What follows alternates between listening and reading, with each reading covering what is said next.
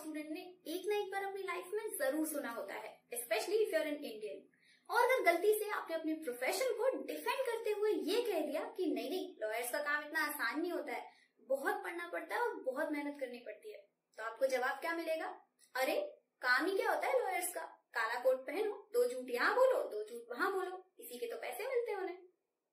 और फिर अल्टीमेटली वो लॉ स्टूडेंट भी यही सोचने लग जाता है कि 3 या 5 साल की एलएलबी करने के बाद क्या मुझे भी यही करना पड़ेगा, क्योंकि घूम फिर के वही 4-5 करियर ऑप्शंस आपको गिना दिए जाते हैं। क्या तो कोर्ट में प्रैक्टिस करो, या लॉ फर्म में काम करो, या फिर जुडिशरी या यूपीएससी की तैयारी करो। लेकिन रियलिटी में ऐसा बिल्कुल नहीं है। Being a law student, there are plenty of career options which you can choose after your LLB. अगर आपने इस वीडियो के थंबनेल पर क्लिक किया है तो या तो आप ऑलरेडी एक लॉ स्टूडेंट हैं या फिर लीगल फील्ड में एंटर करने का प्लान कर रहे हैं। You have landed at the right video, क्योंकि किसी भी फील्ड में एंटर करने से पहले ये जान लेना बहुत जरूरी है कि उस फील्ड में करियर प्रोस्पेक्ट्स क्या है और क्या उन करियर प्रोस्पेक्ट्स का फ्यूचर में स्कोप है या नहीं। Hey everyone, I am Kirti and you welcome to Lawspectus. आज के वीडियो में हम ये जानेंगे कि एलएलबी के बाद आपके पास कौन कौन से करियर ऑप्शंस अवेलेबल हैं, किन लीगल फील्ड्स में आप एंटर कर सकते हैं और किस फील्ड में कितना अर्न कर सकते हैं, कितना कमा सकते हैं, कितनी सैलरी मिलेगी, ये भी जानेंगे। तो इस वीडियो को एंड तक देखिएगा। और अगर अभी तक चैनल को सब्सक्राइब नहीं किया है तो सब्सक्राइब कर दो यार, ताकि इस तरह के और भी इंफॉर्मेटिव वीडियोस आपसे मिस ना हो। तो चलिए शुरू करते हैं। पहला करियर ऑप्शन है लिटिगेशन, यानी आप कोर्ट्स में प्राइवेट प्रैक्टिस स्टार्ट कर सकते हैं जिस भी फील्ड में आप करना चाहें। You may be a criminal lawyer, family lawyer, tax lawyer, etcetera. बस इसके लिए आपको ग्रेजुएशन के बाद स्टेट बार काउंसिल में रजिस्ट्रेशन करवाना होगा और AIBE यानी ऑल इंडिया बार एग्जामिनेशन पास करना होगा।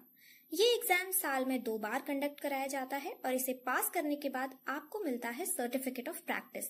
After that you can start practising either as a solo lawyer और under a senior lawyer. AIB exam के बारे में अगर आपको डिटेल में इंफॉर्मेशन चाहिए तो AIB के ऊपर मेरा एक सेपरेट वीडियो है, आप उसे देख सकते हैं। लिंक आपको ऊपर आई कार्ड और नीचे डिस्क्रिप्शन में मिल जाएगा। लिटिगेशन में शुरुआत के कुछ साल स्ट्रगल भरे जरूर होंगे, लेकिन एक बार आप एस्टैब्लिश हो गए तो इसमें अर्निंग्स की कोई लिमिट नहीं है। बस एक अच्छा क्लाइंट बेस बिल्ड कीजिए। दूसरा करियर ऑप्शन है कॉर्पोरेट लॉयर। कॉर्पोरेट सेक्टर में आप 2 तरीकों से एंटर कर सकते हैं। या तो आप किसी लॉ फर्म में लीगल एसोसिएट के तौर पर काम कर सकते हैं या फिर किसी कंपनी या ऑर्गेनाइजेशन में इन हाउस काउंसिल, इंडस्ट्री एक्सपर्ट या चीफ लीगल मैनेजर की पोजीशन पर ज्वाइन कर सकते हैं।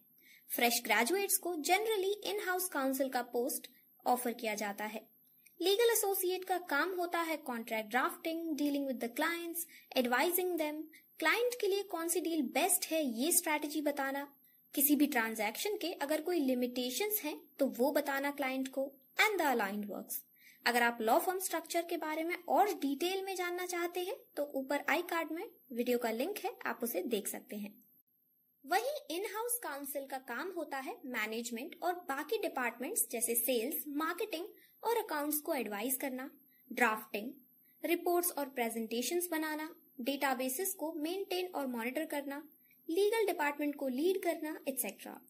एक इन हाउस काउंसिल से ये एक्सपेक्टेड होता है कि उसे उस कंपनी या ऑर्गेनाइजेशन से रिलेटेड जितने भी लॉज हैं उनकी सफिशिएंट नॉलेज हो, जैसे contract law, technology law, IPR, real estate law, company law, etcetera. वहीं दूसरी तरफ जो लॉ फर्म के एसोसिएट्स होते हैं वो एक डेडिकेटेड लीगल एरिया से रिलेटेड मैटर्स हैंडल करते हैं। हालांकि दोनों जॉब्स में काफी सारे काम सिमिलर भी होते हैं। सैलरी की अगर बात करें तो छोटी लॉ फर्म्स के जो लॉ एसोसिएट्स होते हैं उन्हें तकरीबन 2 से 4 लाख रुपए पर एनम पे किया जाता है। वहीं बड़ी लॉ फर्म्स में ये पैकेज 13 से 15 लाख पर एनम तक भी जाता है और इवन मोर। और एक इन हाउस काउंसिल की सैलरी डिपेंड करती है कंपनी या ऑर्गेनाइजेशन के ऊपर, and it can generally range from 4.5 lakh to 20 lakh per annum. वैसे लिटिगेशन एस्पिरेंट्स के लिए एक और अच्छा करियर ऑप्शन है पब्लिक प्रोसिक्यूटर। पब्लिक प्रोसिक्यूटर्स वो एडवोकेट्स होते हैं जो क्रिमिनल केसेस में स्टेट की साइड से केस को हैंडल करते हैं और कोर्ट में स्टेट को रिप्रेजेंट करते हैं। पब्लिक प्रोसिक्यूटर एक गेजेटेड ऑफिसर होता है under category B। Public prosecutor बनने के 2 तरीके हैं। पहला कॉम्पिटिटिव एग्जाम के थ्रू और दूसरा एक्सपीरियंस के थ्रू।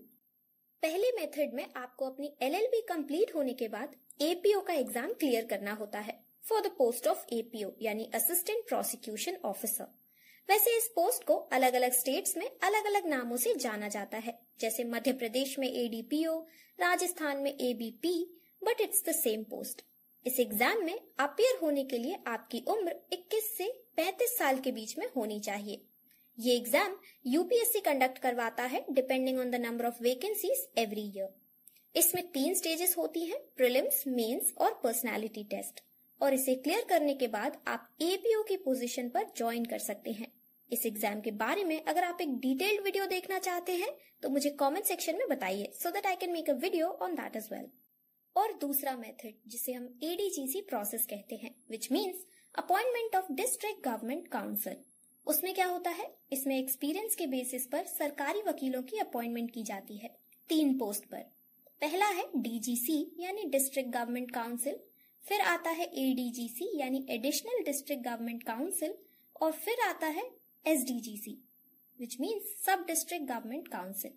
इन्हें अपॉइंट करने के लिए डिस्ट्रिक्ट लेवल पर सीनियर जजेस का एक पैनल बनाया जाता है जो डिस्ट्रिक्ट कोर्ट के एक्सपीरियंस्ड प्रैक्टिसिंग लॉयर्स की एक लिस्ट तैयार करते हैं, और उनमें से कुछ लॉयर्स को इन 3 पोस्ट पर अपॉइंट करने के लिए नॉमिनेट करते हैं। फिर वो लिस्ट जाती है स्टेट गवर्नमेंट के पास, और उनके अप्रूवल के बाद उन लॉयर्स को इन 3 पोस्ट पर अपॉइंट किया जाता है।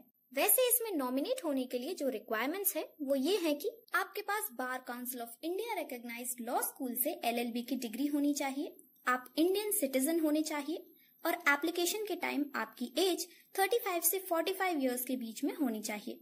लेकिन SC, ST और OBC कैटेगरीज में फॉल करने वाले कैंडिडेट्स के लिए एज में रिलैक्सेशन दिया गया है। और अगर एक्सपीरियंस की बात करें तो DGC के लिए 10 साल, ADGC के लिए 7 साल और SDGC के लिए 5 साल का एक्सपीरियंस मैंडेटरी है। इस जॉब में आपको वो सारे बेनिफिट्स मिलेंगे जो एक गवर्नमेंट ऑफिसर को मिलते हैं। सैलरी की अगर बात करें तो एक असिस्टेंट प्रोसिक्यूशन ऑफिसर को मिलते हैं around 1 to 1.5 lakh per month depending on the state they are working in, और डिस्ट्रिक्ट गवर्नमेंट काउंसिल की अप्रॉक्स सैलरी होती है around 4.5 lakhs per annum. Moving on to the next career option जिसपे ज्यादातर law students की नजर रहती है।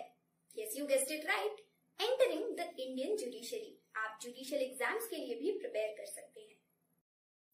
वैकेंसीज के अकॉर्डिंग स्टेट्स अपने अपने जुडिशरी एग्जाम कंडक्ट करवाते हैं, जिनमें बिगिनर लेवल पोस्ट जो आपको मिलती है वो होती है जूनियर सिविल जज, judicial magistrate class 1 and 2, metropolitan magistrate etcetera. ये एक बहुत ही अच्छा, रिस्पेक्टेबल, प्रेस्टिजियस और वेल पेड प्रोफेशन है। सैलरी की अगर बात करें तो स्टार्टिंग लेवल पर एवरेज सैलरी होती है 45 से 50,000 rupees per month, plus all the allowances that you get from the government, जैसे residence, security, maintenance, conveyance, personal assistance, medical and education allowance and all of that. अगला promising career option है जज advocate general यानी zag. अगर आप Indian army के साथ काम करने को लेकर पैशनेट हैं तो ये आपके लिए एकदम परफेक्ट करियर चॉइस है। जज एडवोकेट जनरल की पोस्ट एक मेजर जनरल की होती है जो आर्मी के लीगल और जुडिशियल चीफ होते हैं, और इनका काम होता है आर्मी के लीगल मैटर्स हैंडल करना, उन्हें लीगल मैटर्स पर एडवाइस देना, मिलिट्री के सभी डिसिप्लिनरी केसेस और बाकी केसेस को मैनेज करना, और ह्यूमन राइट्स के मामलों में आर्मी को लीगल असिस्टेंस देना। इस पोस्ट के लिए बहुत ही लिमिटेड वैकेंसीज निकलती हैं और कंपटीशन भी मॉडरेट लेवल का ही मिलेगा आपको। इसमें अप्लाई करने के लिए आप इंडियन सिटीजन होने चाहिए, लॉ ग्रेजुएट होने चाहिए, और आपकी एज 21 से 27 इयर्स के बीच में होनी चाहिए। इसमें कोई रिटन एग्जाम नहीं होता है। जितनी भी एप्लीकेशंस आती हैं उनमें से कैंडिडेट्स को शॉर्टलिस्ट किया जाता है, और उसके बाद एक SSB इंटरव्यू होता है which is a psychological aptitude test, जिसके थ्रू फाइनल सिलेक्शंस होते हैं।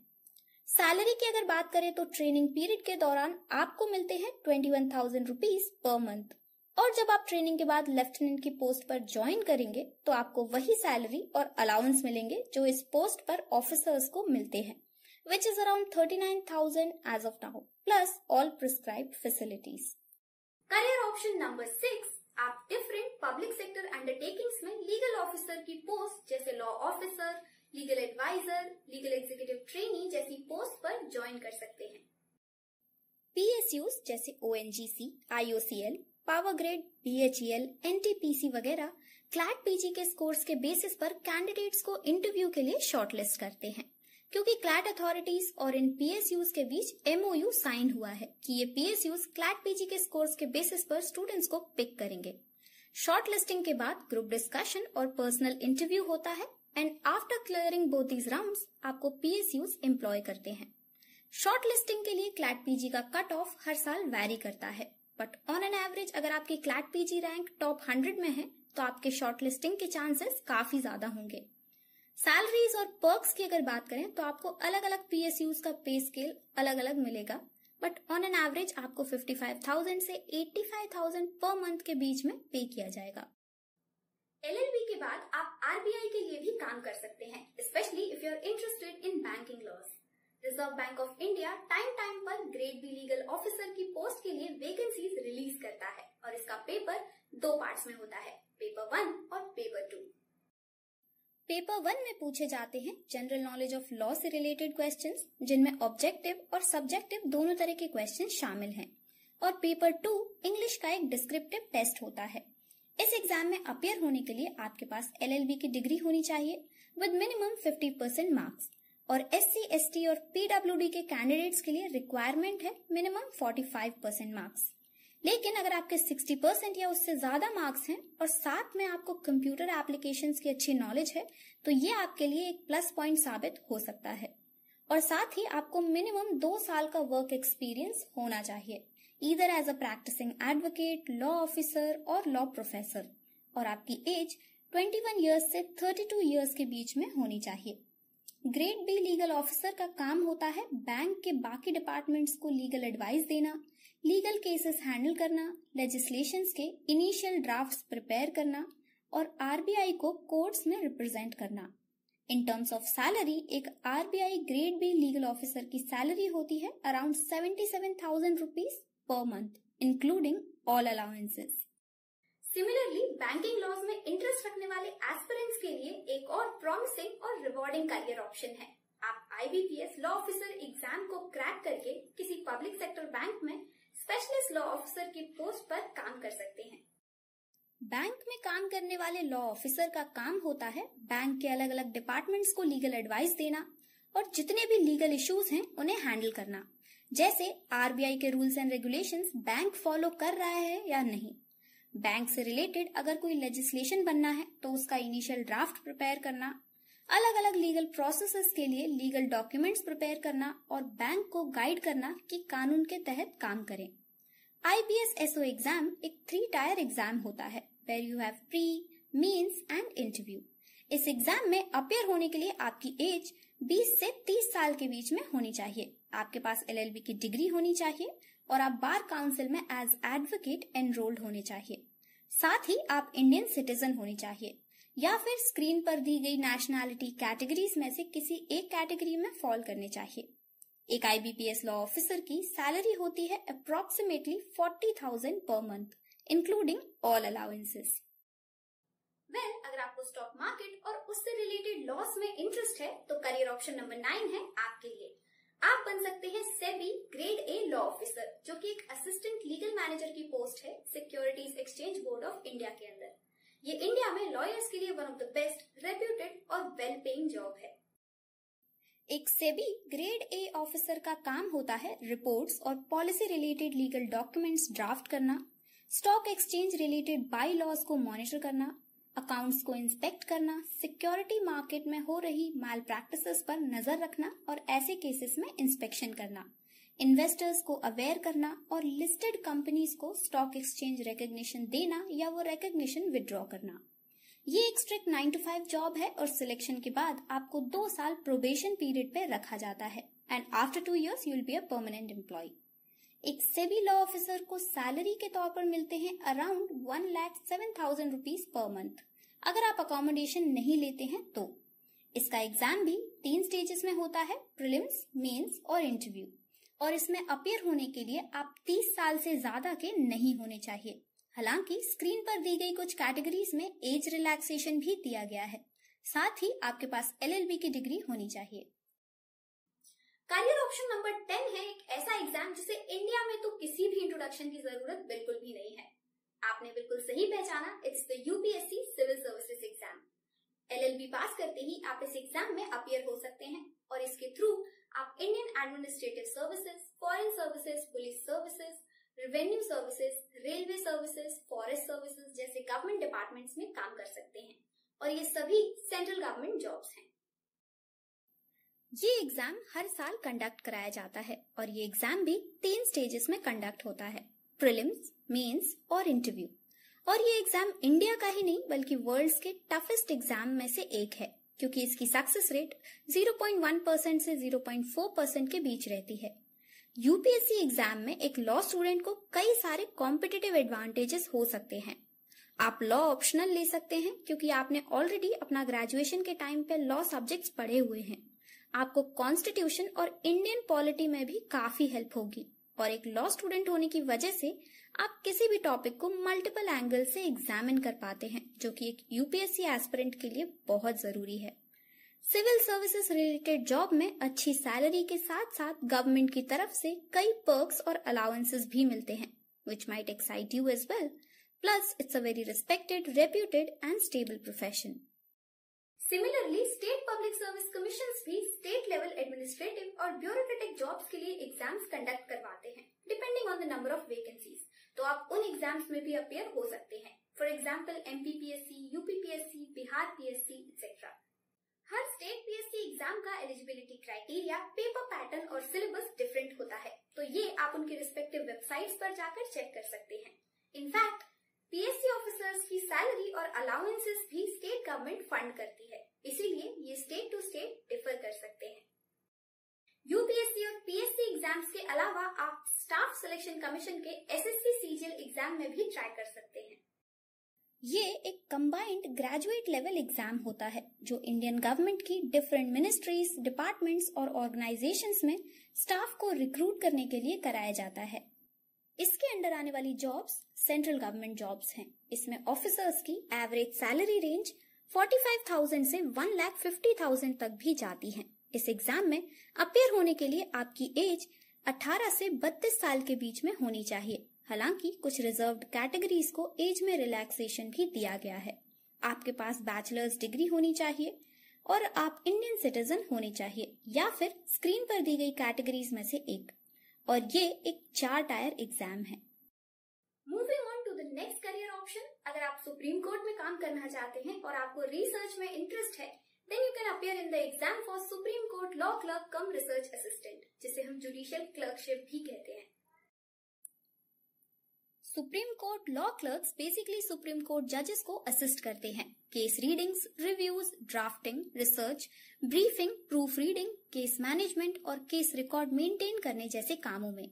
ये एक शॉर्ट टर्म जॉब है जहां आपको यूजुअली 1 साल के लिए अपॉइंट किया जाता है और अगर जज चाहे तो आपका जॉब टेन्योर कुछ टाइम के लिए एक्सटेंड भी हो सकता है।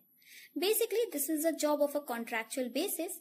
ये जॉब एक फुल फ्लेज्ड करियर ऑप्शन नहीं है, लेकिन अगर आप सुप्रीम कोर्ट की वर्किंग, लॉयर्स और जजेस के काम को क्लोजली ऑब्जर्व करके सीखना चाहते हैं, then this is one of the best opportunity you can grab. इस जॉब के दौरान आप काफी कुछ ऐसा सीखेंगे जो आपको आगे के करियर स्पैन में बहुत काम आएगा। इस जॉब की सबसे खास बात यह है कि इसमें किसी भी तरह की पोस्ट क्वालिफिकेशन एक्सपीरियंस की जरूरत नहीं है and you can apply just after your graduation. इसके एंट्री प्रोसेस में 2 स्टेजेस हैं, एक रिटन टेस्ट और इंटरव्यू। इस जॉब में लर्निंग के अलावा अर्निंग भी अच्छी है। You get paid around 65,000 per month. Eligibility की अगर बात करें तो आपकी उम्र 18 से 27 साल के बीच होनी चाहिए और आपके पास LLB की डिग्री होनी चाहिए।